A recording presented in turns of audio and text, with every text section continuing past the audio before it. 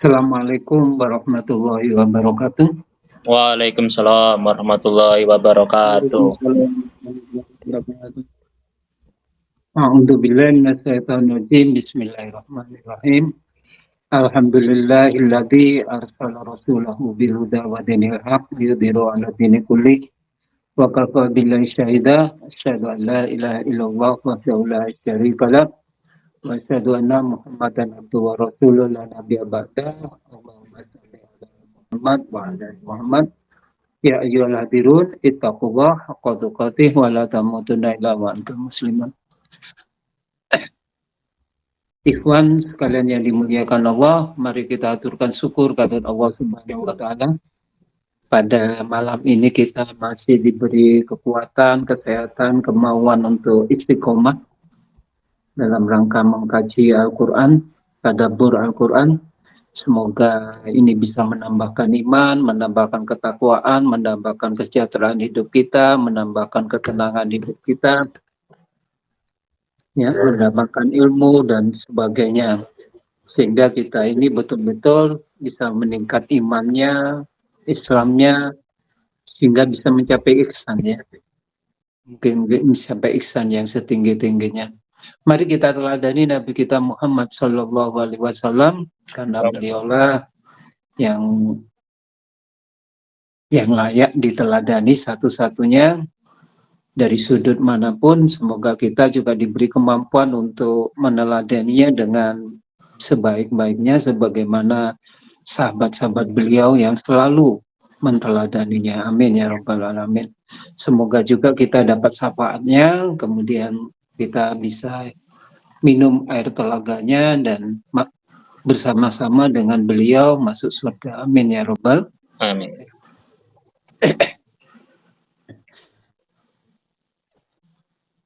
Hari ini kita membahas tentang ridho, menggapai kepribadian ridho dan diridhoi. Nah, ini yang akan kita bahas. Yang pertama, mari kita bahas tentang ridho. Ridho artinya secara bahasa rodiyah itu artinya kehendak atau keinginan. Kehendak atau keinginan. Juga bisa berarti rela atau menerima atau berprasangka baik atau senang, gembira. Kadang-kadang bisa diartikan puas. Ridho itu banyak artinya. Bisa berarti senang, suka, rela, menerima, menyetujui, mempercayai, memandang baik, puas. Itu makna ridho secara bahasa. Ya. Secara bahasa seperti itu. Makanya setelah istilah nanti banyak ini menjadi, ya. Jadi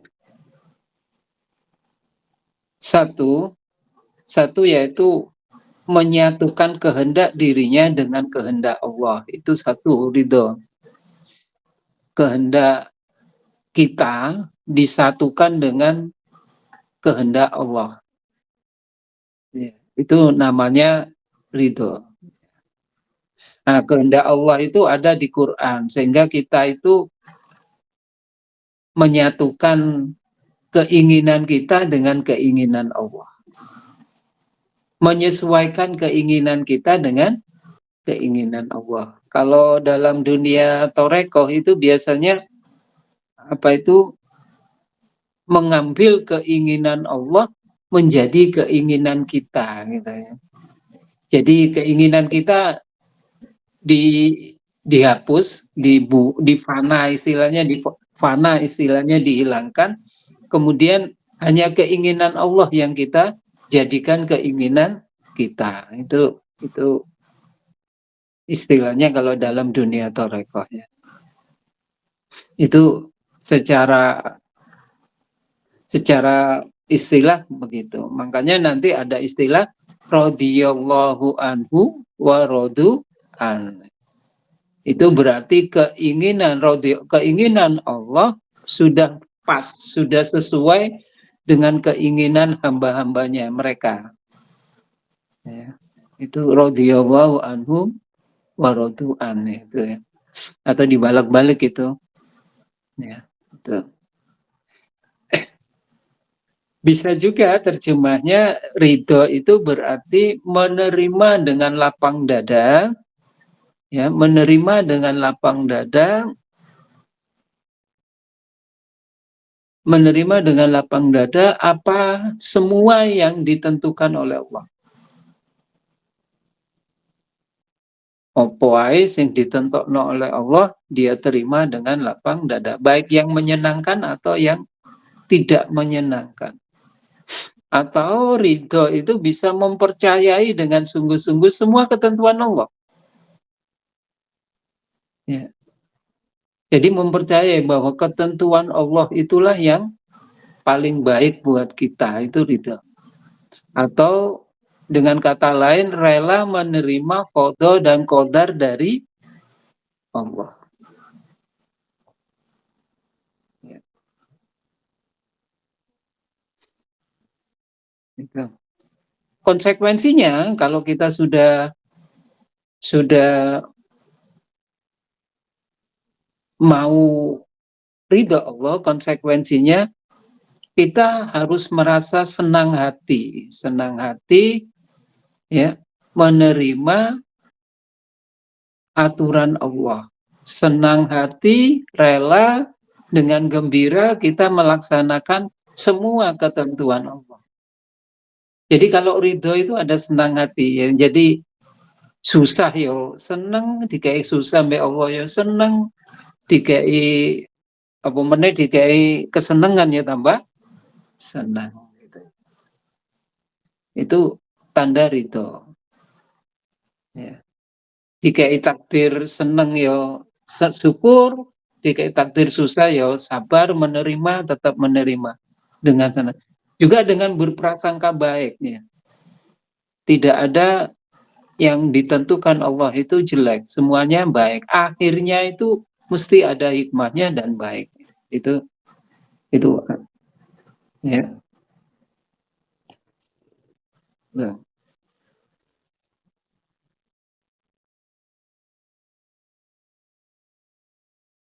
Yang pertama, kita ridho Allah sebagai Rabb kita. Itu harus ridho itu. Itu yang dianjurkan. Raditu billah hirobah. Itu yang pertama. Kita harus ridho Allah sebagai pembina hidup kita. Kita ridho, kita bangga, kita senang bahwa Allah Tuhan kita.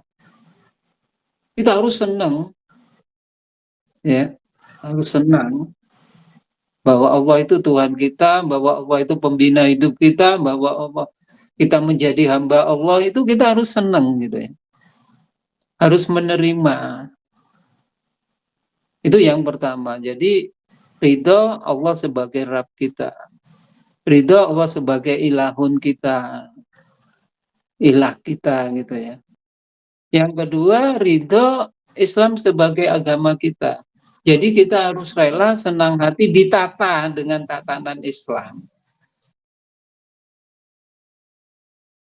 Itu kita harus ridho.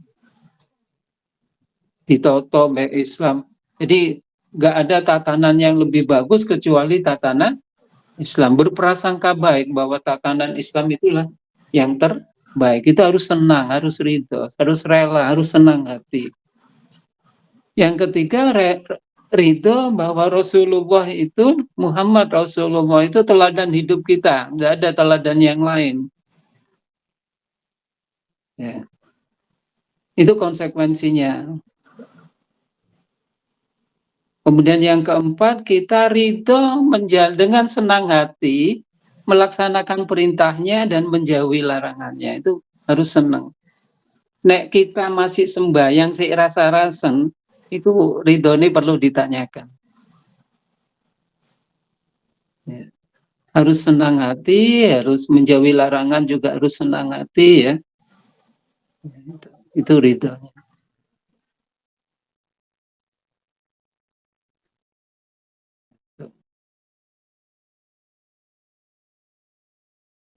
Itu konsekuensinya ya. Terus ridho, Al-Quran menjadi pandangan dan sikap hidup kita, gitu. Bukan yang lain.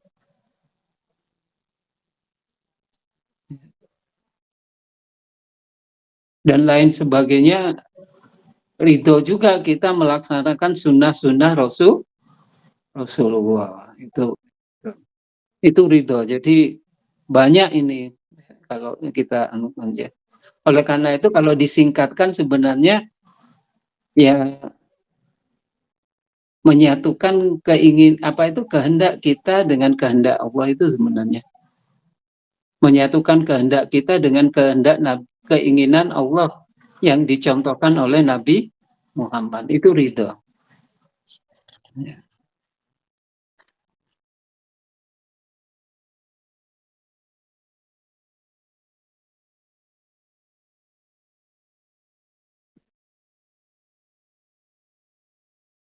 Di keluarga itu, di dalam keluarga Allah menyatakan bahwa ridho Allah itu tergantung kepada ridho orang tua. Nah ini jadi saking mulianya orang tua sehingga ridho Allah itu tergantung kepada ridho orang tua. Ridho istri tergantung pada ridho suami.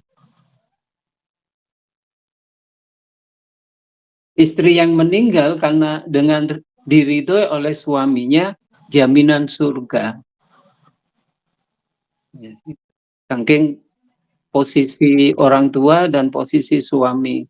Dalam konteks konteks hubungan anak, bapak, istri dan sebagainya itu begini. Anak perempuan itu milik bapaknya kalau belum menikah. Dan setelah menikah dia menjadi milik suaminya. Jadi dia harus lebih patuh kepada suaminya daripada kepada orang tua.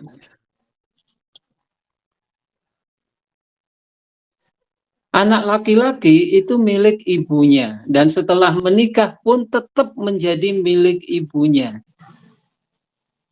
Jadi seorang laki-laki kalau sudah memenuhi nafkah keluarganya secara layak, maka dia lebih memilih mematuhi ibunya. Ya.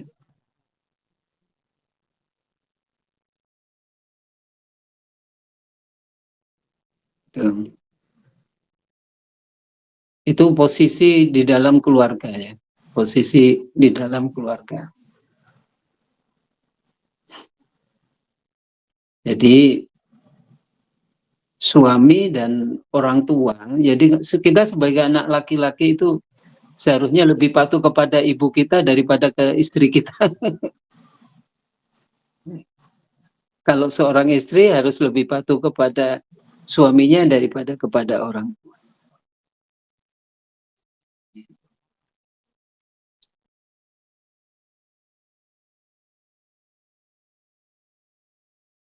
Akibat yang begini ini, maka hidup kita akan menjadi tenang, tentram, dan sebagainya. Itu hasil daripada kita ridho ya. Hasilnya begitu. Hasilnya seperti itu.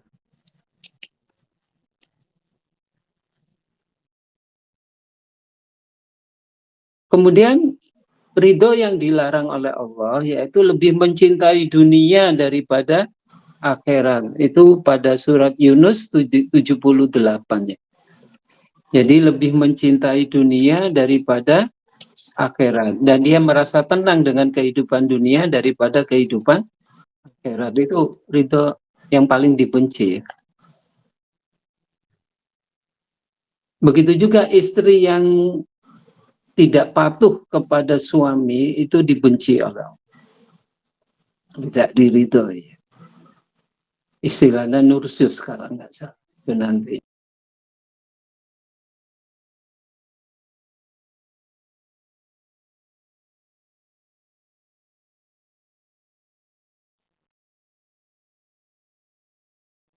Kemudian juga kalau dia lebih mencintai yang lain daripada mencintai Allah dan Rasulnya, itu imannya tidak sempurna.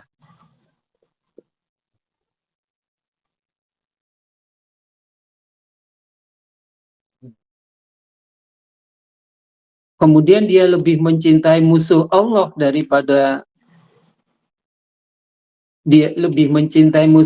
daripada sahabat Allah, maka itu juga ridho yang dilarang.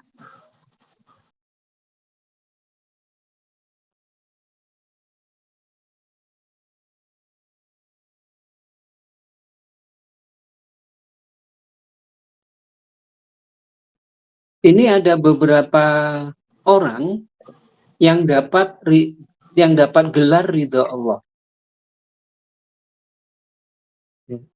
Satu,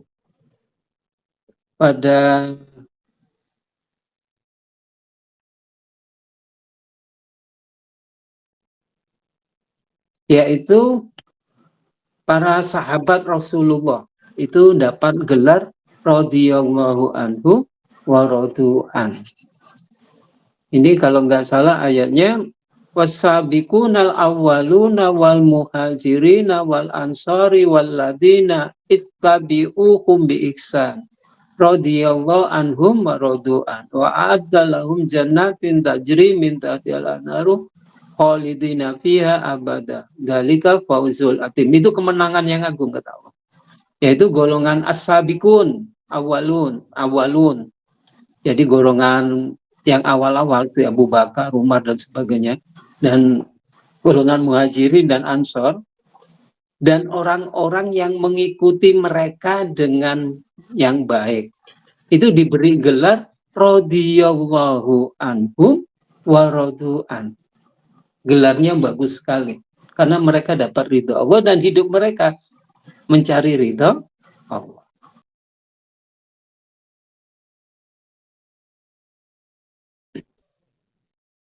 Yang kedua, orang yang dapat gelar ridha Allah itu adalah pada surat 48 ayat 18 ya, yaitu orang yang berbaiat ya, orang-orang yang berbaiat di bawah pohon itu. Saya bacakan ayatnya, laqad radhiyallahu, sungguh Allah meridhoi anil mu'minina, orang-orang yang beriman, id yubayi'una tahta syajarati, yang berbaiat kepada kamu Nabi Muhammad di bawah pohon. Ini baiat yang pertama kalau nggak salah. Fa'alima ma fi qulubihim wa anzala sakinata 'alaihim. Ya. Jadi diberi ketenangan oleh Allah di dalam hatinya. Jadi ini yang dapat gelar ridha. Dapat gelar radhiyallahu anhu wa radu'an. Yang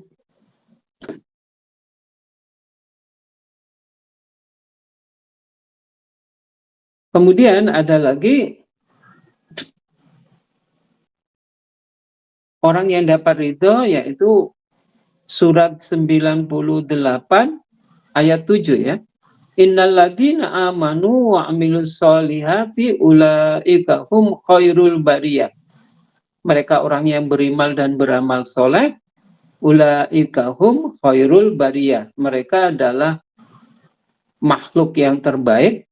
Jazaa'uhum inda rabbihim jannatin adrin tajri min tahtiha al-anharu khalidina fiha abada radhiyallahu anhum wa radu'an. Jadi dia dapat gelar, dapat ridha Allah. Pahalanya itu dapat jannah. Orang yang dapat ridha Allah jaminan surga di sini. Dzalika liman khosya rabbah.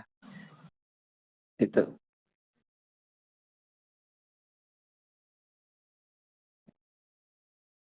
Jadi orang yang beriman dan beramal soleh itu bakal dapat ridho Allah.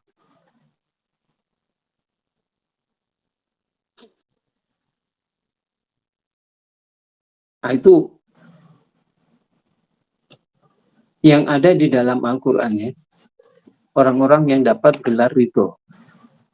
Makanya kalau dalam dunia torekoh itu biasanya yang dikejar ridho. Ilahi anta maksudi waridho kamatlubi a'tini mahabbataka ma'rifataka. Ya. Ilahi, wahai pembina hidupku, wahai Tuhanku, ilahi Robbi, ilahi anta maksud. Yang saya maksud adalah kamu ya Allah, tujuanku adalah kamu ya Allah, waridho kamatlubi, dan ridhomu yang saya cari, ya, a'tini mahabbataka, berilah kami kemampuan untuk mencintai kamu dan memakrifati kamu ya. Kemampuan mencintai dan kemampuan kemakrifatan kepada Allah. Itu tujuan mereka.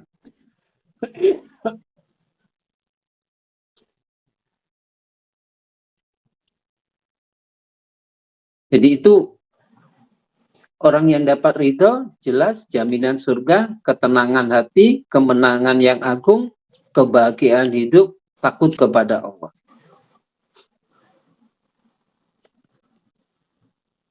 Ya, itu. Sekarang mari kita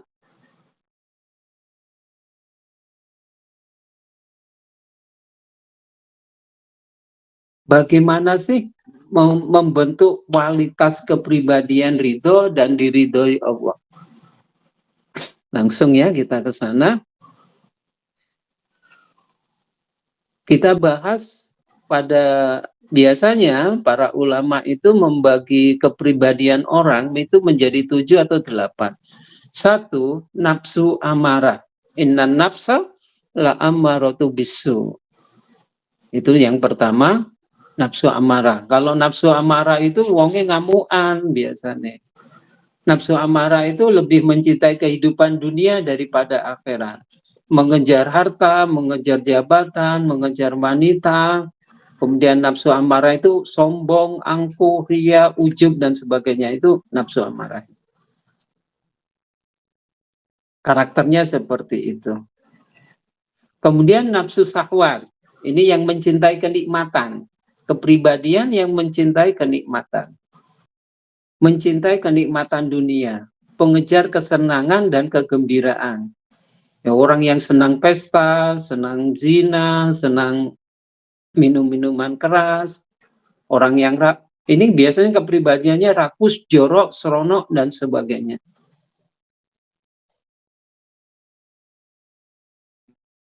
Nafsu syahwat. Tingkat yang kedua yaitu nafsu lawamah. Nafsu lawamah ini nafsu yang tengah-tengah ya. Sedikit ada baiknya, tetapi masih lebih cenderung kecintaan kepada dunia. Sudah ada baiknya, tetapi masih terikat kepada dunia. Jadi masih lebih mencintai kenikmatan dunia. Sudah tidak mengejar kenikmatan dunia, tapi masih gelisah. Itu nafsu lawamah. Kemudian tingkat keempat, nafsu mulhamah.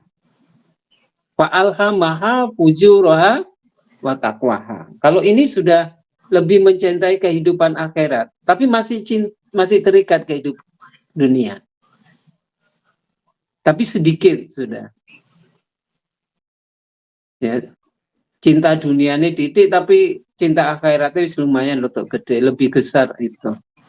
Tapi masih cinta dunia. Kalau sudah senang dengan kehidupan akhirat, tapi masih labil. Ya, masih labil. Kemudian tingkat yang kelima, nafsul mutmainnah. Nah, ini pola pikirnya dan hatinya sudah tenang, sudah mencintai akhirat daripada dunia.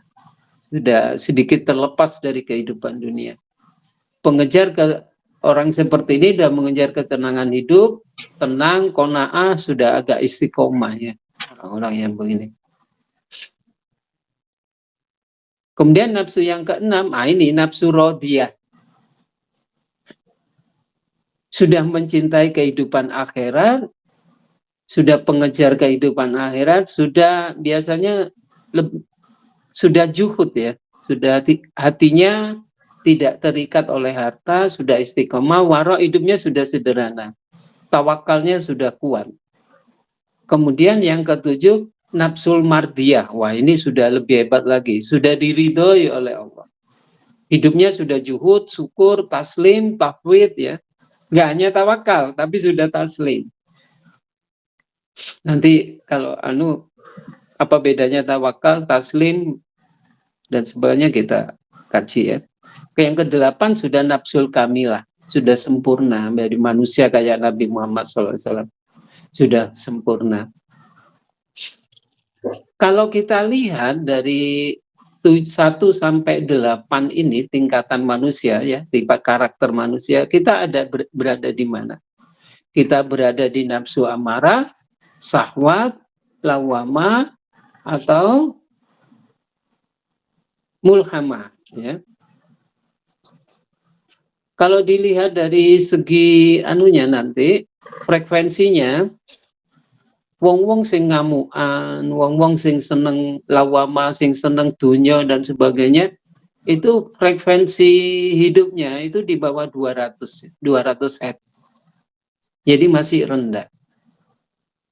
Kalau sudah mutmainnah itu sudah di atas 200, sudah 300 Hz kalau diukur, ya. Wong-wong sing mutmainnah itu jadi bisa diukur sebenarnya frekuensi tubuhnya itu. Ada ukurannya.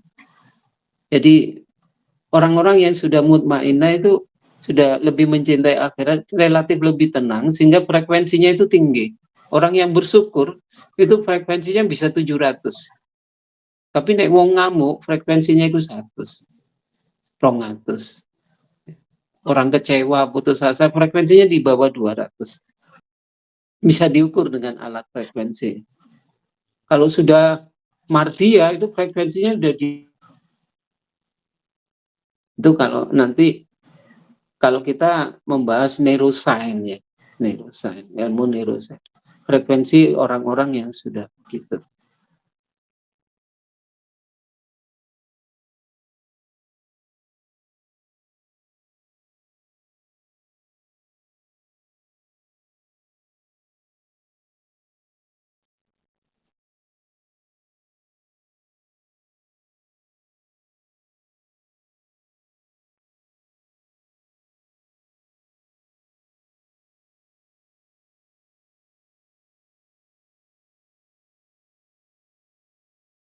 Oleh karena itu, sikap kita terhadap kehidupan dunia ini sebaiknya bersikap sebagai pengembara, ya, yang istirahat untuk minum sebentar saja. Yang kedua, bersikap ad-dunya majra'atul akhirah. Jadi dunia itu adalah sebagai tempat mencapai kehidupan, tempat berladang untuk mencapai kehidupan akhiratnya. Kemudian atau kehidupan ad-dunya mir'atul akhirah. Dunia itu adalah cermin akhirat. Artinya tempat kalau kita hidup bahagia di dunia, maka kita akan hidup bahagia juga di akhirat. Itu gambaran. Jadi kehidupan di dunia ini adalah gambaran kita kehidupan di akhirat kelak. Ya. Jadikan tempat kehidupan itu untuk menempuh cobaan dan ujian, ya, supaya kita lulus. Yang terusnya tempat latihan, melayakkan diri supaya masuk surga kehidupan kita. Jadi kita latihan, layakkah kita masuk surga? Tempat berlatih sikap istiqomah beribadah kepada Allah agar kita ridho, agar dapat ridho Allah. Itu jadi sikap kita dalam kehidupan dunia. Bagaimana cara meningkatkan kualitas diri itu? Ada beberapa cara, ya. Yang pertama, tentu saja kalau kita ingin meningkatkan dari nafsul amarah, nafsu sahwa, kemudian terus meningkat sampai ke nafsul kamilah atau sampai mardiyah, kita sampai ke rodiyah aja udah bagus, ya. Itu caranya bagaimana? Tentu saja berdasarkan ilmu, ya. Yang kedua bertobat, kemudian istighfar dan sebagainya. Itu yang langkah yang pertama. Jadi langkahnya mesti bertobat dulu. Kemudian yang kedua meningkatkan kualitas iman. Itu husnudzon keberadaan Allah, husnudzon kepada pertolongan Allah, husnudzon kepada qada dan qadar Allah dan lain sebagainya untuk meningkatkan iman. Kemudian yang keempat, menanamkan sifat-sifat yang baik ya. Menghilangkan sifat-sifat yang buruk. Umpamanya sikap tawadhu, sifat qanaah, sifat warok, simpati, empati, dermawan, dan semua itu kita tanamkan dan menghilangkan sifat buruk seperti takabur, riya, sum'ah, ujub, merasa paling benar, asobiyah, ya, fanatik, pelit, dan sebagainya.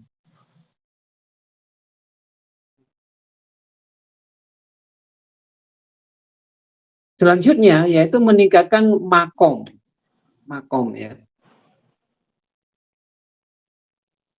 meningkatkan makom kita. Yang pertama bertaubat, makom taubat. Kalau dalam dunia toreka itu makom taubat. Untuk meningkatkan kepribadian kita itu bertaubat dulu. Kemudian meningkatkan ketakwaan kita. Ya. Kemudian latihan sabar. Ya. Jadi bertobat dulu, kemudian meningkatkan ketakwaan kita, latihan sabar. Ini kalau harus ada gurunya ya, latihan kesabar biasanya memang diuji sabarnya. Kemudian meningkatkan tawakal, ketaslim, ketahwid.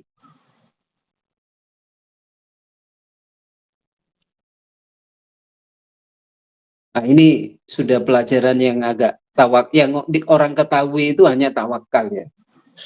Orang ketaslim, ketahwid itu sudah seperti Nabi Ibrahim itu sudah taslim ketahwid. Pada waktu Nabi Ibrahim itu dibakar, datang para malaikat akan memberi bantuan. Nabi Ibrahim tidak mau lah, apa aku njaluk nang sampean, aku njaluk nang Allah. Kemudian malaikat tanya, ya minta kepada Allah. Nabi Ibrahim malah ngomong, Allah sudah tahu, kenapa ndak harus minta saya. Nah, ini udah makom taslim. Ya. Jadi Nabi Ibrahim tidak berdoa karena Allah sudah tahu gitu. Tafwid itu makom taklim dan tafwid itu. Yang lebih tinggi lagi ini yang agak tinggi makom syukur ya. Syukur itu lebih tinggi dari ketakwaan, kesabaran dan sebagainya, udah syukur itu ya. Makanya ayatnya ya ayyuhalladzina amanu ittaqullah. Kemudian innallaha yuhibbu ma'as sabirin. Innallaha yuhibbul mutawakkilin. La'allakum tashkurun. Nah, nanti terus setelah itu radhiyallahu anhum wa radu an.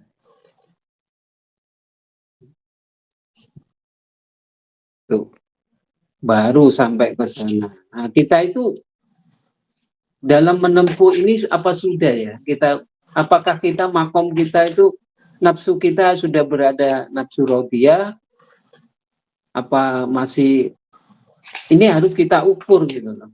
Kita itu sudah di mana? Apa kalau kita masih sering-sering marah, berarti kita masih kepribadian amarah. Kalau kita masih sering lihat-lihat cewek dan sebagainya, dan masih terpengaruh oleh syahwat yang rendah, berarti kita masih nafsu syahwat ya. Kalau kita masih setengah-setengah, masih kita berarti pada golongan lawa. Kalau kita sudah agak baikan, masih mulhamah.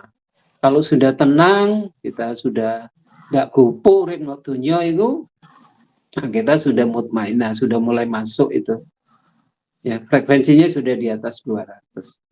Kalau sudah rodiyah itu kita sudah nggak marah lagi ya, sudah senang sekali. Ya, orang yang rodiyah itu. Salah satu contohnya pada waktu siapa itu ya, Imam kalau nggak salah Imam Syafi'i atau siapa itu dipanggil oleh seorang pemuda, pemuda datang ke rumah saya. Setelah datang ke rumahnya, suruh pulang lagi. Pulang, saya tidak butuh kamu. Dipanggil lagi, suruh datang. Ya. Sampai 3 kali dilakukan begitu. Terus pemuda itu ngomong, kenapa kamu tidak marah? Loh, karena kamu itu tetangga saya. Kamu itu tetangga saya. Kata Allah, saya harus menghormati tetangga. Saya senang menjalankan perintah Allah, menghormati tetangga. Ya. Sampai segitunya. Jadi itu sudah rodiyah betul. Sudah dia tidak marah, tidak apa, padahal dipermainkan oleh seorang pemuda balik 3 kali. Tapi dia sudah, karena dia dalam hal ini hanya melaksanakan perintah Allah, dia tenang-tenang saja. Nah itu namanya nafsunya sudah nafsu rodiyah. Apalagi seperti Rasulullah itu ya. Rasulullah itu menyuapi orang Yahudi, kemudian diilok-ilokno di depannya. Orang Yahudi yang buta itu kemudian sambil menyuapi, sambil orang Yahudi buta itu ngilokno Rasulullah, padahal Rasulullah sindulan. Jadi Rasulullah itu dalam hal ini dia melaksanakan perintah Allah saja. Dia itu menolong orang karena itu perintah Allah. Dia tidak peduli dengan omongan orang lain. Nah, itu sudah seperti itu ya. Kalau kita mungkin udah marah-marah ya. Nah, karena nafsu kita masih belum sampai kepada nafsu martiyah atau rodiyah dan martiyah. Gitu. Jadi betapa pentingnya kita mendapatkan kepribadian yang ridho sampai nafsu rodiyah, sampai meningkat ke martiyah, sampai ke kalau kamilah mungkin enggak ya. Gitu. Jadi semua orang-orang ahli toreko itu biasanya yang dikejar itu adalah mengembangkan kepribadian yang ridho dan diridhoi Allah. Cara mencapainya memang bertahap ya, dari bertobat, meningkatkan kualitas ketakwaan, kesabaran, tawakal dan sebagainya, syukur dan sebagainya itu. Nah, ya. Kemudian membersihkan pola pikir ya, pola jiwa dan sebagainya. Qad aflaha man zakkaha, itu innallaha yuhibbul mutatahharun. Nah, itulah ya, terus membangun sifat tawantu, sifat qanaah, sifat waro dan sebagainya ya. Menghilangkan sifat takabur, riya, sum'ah, merasa paling benar dan sebagainya. Nah, itu yang kita masih belum ya. Kita itu masih entah berada di mana ini. Ya, mari kita berusaha supaya kita hidup ridho sesempurna mungkin. Ya. Kalau sudah orang dapat ridha Allah itu biasanya la khaufun alaihim walahum yahzanun. Sudah hidupnya sudah tidak ada kekhawatiran ya. Sudah, karena semuanya sudah yakin kepada Allah. Tidak ada mantap, tidak ada rasa takut dan tidak ada kekhawatiran. Kemudian dia sudah semua perbuatannya sudah sesuai dengan ajaran Allah. In romaita walakin Allah roma. Kalau dia melempar, maka seakan-akan Allah yang melempar. Ya. Dia kehendak Allah sudah menjadi kehendaknya.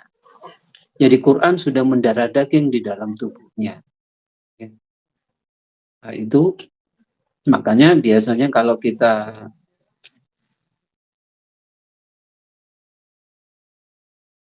setiap orang-orang itu seperti Syekh Abdul Qadir Jailani dan para ulama-ulama itu biasanya setelah sholat Kemudian berzikir mesti dimulai dengan ilahi anta maksudi waridhoka matlubi aktini mahabbataka wa ma'rifataka. Yang ingin dicapai itu adalah membangun kepribadian ridho dan diridhoi Allah. Itulah yang dapat saya sampaikan. Semoga ini bermanfaat bagi kita semua. Kurang lebihnya saya mohon maaf. Kalau benar dari Allah, kalau salah dari saya. Wabillahi taufiq wal hidayah. Assalamualaikum warahmatullahi wabarakatuh. Waalaikumsalam warahmatullahi wabarakatuh. Terima kasih Pak Sudi atas pemaparan materi pada pertemuan hari ini.